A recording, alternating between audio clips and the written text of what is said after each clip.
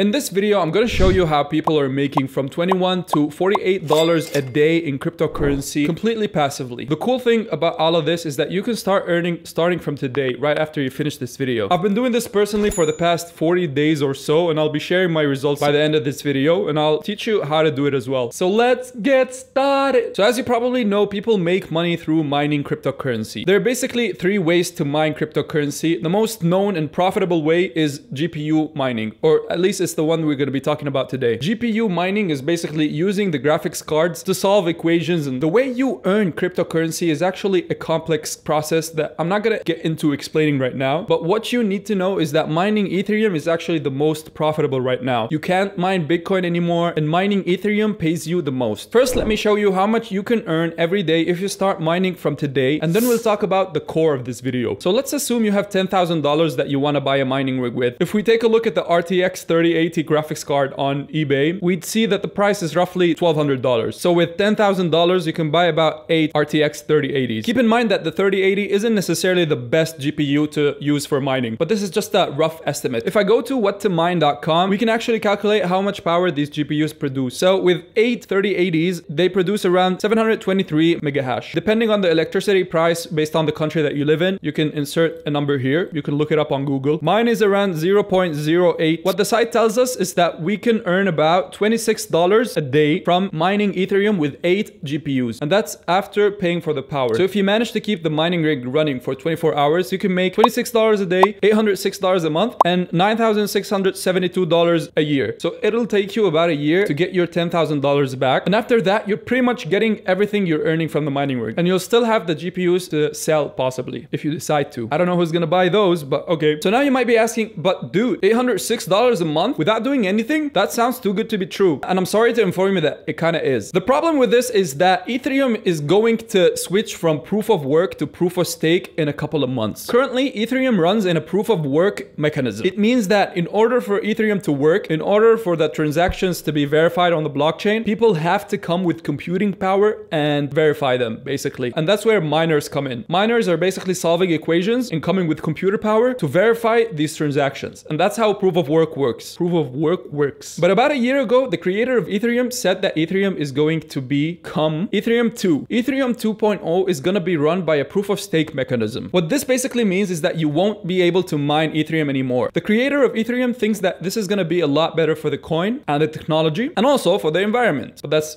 definitely not his main motive. So remember how proof of work demanded a lot of computing power in order for the transactions to be verified? Well, in proof of stake, the mechanism demands the people to have amounts of Ethereum for the transactions to be verified. And this is an oversimplification of the process. But what you need to know is that you can stake your Ethereum right now, and you can tell how much you can make. The current APR with Ethereum staking is 4.5%. So remember how if you had $10,000, you would make around $9,672 by mining Ethereum? Well, with staking Ethereum and the 4.5%, if you had $10,000, you'd only be making $10,460 a year. So obviously a drastic difference. Now, granted, just because Ethereum changed to proof of stake instead of proof of work doesn't mean you can't mine other coins, which is going to be good news for people who already have a mining rig, but it might not be great news for people who just started investing in mining rigs, because once Ethereum changes to 2.0, people are going to start mining other coins, and it's going to drastically increase the difficulty of mining those coins. So it's going to reduce the profitability by a lot, and I mean a lot. So here's where the project that I'm really excited about comes in. Cubo Money, or Kubo Money. I don't know how to spell it. Cubo is a node project. Now, I don't want to talk too much about nodes and miners and the difference between them and how the blockchain works. What you need to know is that the Cubo node promises stable returns if you invest in it. The way that it works is that you pay a specific amount for a specific node from a specific list. That's a lot of specifics. And based on which node you got, you get paid daily. So for example, you can earn about $3 a day completely passively by paying $400, or $21 a day for $2,000. Now, I have to say, it's very similar to staking or buying a mining rig and mining with it, but it's also completely different. This is not mining. So this is a huge disclaimer. This is not mining, and it could be dangerous, but I'll show you how to minimize the risk. So the way this works is by you purchasing Cubo and then buying a node with it that generates a certain amount of Cubo for you every day to claim and then exchange for Ethereum or Bitcoin. So if we go to the Cubo Cubo.money site, we can see their options. The cheapest option would be Plan Cubo, and the investment gets higher with higher returns the more we go down until we reach Giga Cubo. As of the making of this video, 1 Cubo is about $3. So for example, if we wanted to get into the project for the cheapest price possible, we can buy 25 Cubo for $75, and then you have to pay $25 in DAI, which is another coin that basically guarantees the project's sustainability in a way. I don't want to get into too much detail. I want you guys to go on the site and do your own research. Don't invest until you are sure completely. I just want to show you the project and how much I've earned. Although you can make a lot of money, you can also lose money. Even though this is a great project so far, the lead developer and owner is known, and he's doxed, and he's been on interviews, and he's even published his address and CV online, and it is secure and all, and there are anti-rug measurements taken. This is a crypto project and there's always risk. Anyways, back to the main page. You can basically buy 25 Cubo and 25 DAI for $100 and get 0.1 Cubo every single day, which is about $0.3 a day, which is like $9 a month. The more expensive a node you buy, the more ROI percentage that you get every day. So for example, the Nano Cubo is 4 times the price of a Planck Tubo, but it offers 10 times the earnings that you get every day. So let's assume you want to invest $410 into the project and you buy a Nano Cubo. You will get about 30 Cubo every month, which is currently about $93, which means you'll get your initial investment in 5 months and then start earning after that. And in 1 year, if the Cubo price remains the same, you'll be making $1,135, basically almost tripling your initial investment. But that's the big disclaimer. This is cryptocurrency and Cubo price might go up or it might go down. And this will be a good time to show you my earnings. I got into this project somewhere in March and I went with the Femto Cubo node. But it is hugely important to note that when I got into the project, 1 Cubo was about $18. So the node costed me about $850 and it was supposed to earn me $162 a month and $1,971 a year. But because the Cubo price went down since my initial investment, my node is currently only making me $328 a year. Now, this can change with time. On one side, this is really bad because I paid a lot of money and I'm not getting the ROI that I expected. But on the positive side, the price of entry is a lot lower, especially for the nodes that bring a higher ROI. For example, if I wanted to get the ROI of the mini Cubo a month ago, I would have had to pay $4,500. But now I can get the ROI of the mini Cubo for $750. And if I wanted to get into the Cubo project just to see how it feels, just to test things out, I would have paid $475. And now it costs $100. Now, whether you decide whether this is a good idea or a bad one, in my opinion, depends on whether or not Cubo will go up in price or plummet to the ground. And that is dependent on the management of the project and the roadmap and the things that they're planning to do. Even though at the current state, my investment isn't as I expected it to be, that doesn't mean that the Cubo won't recover after the team has implemented changes. But before you put any amount of money into this project, I want you guys to study it really well and do your own research. Once again, in this video, I didn't tell you where Cubo generates the money and how its economics work. I am not a financial advisor. I'm just sharing my own experience and documenting the process. Subscribe if you want to make money. Subscribe if you want to make money.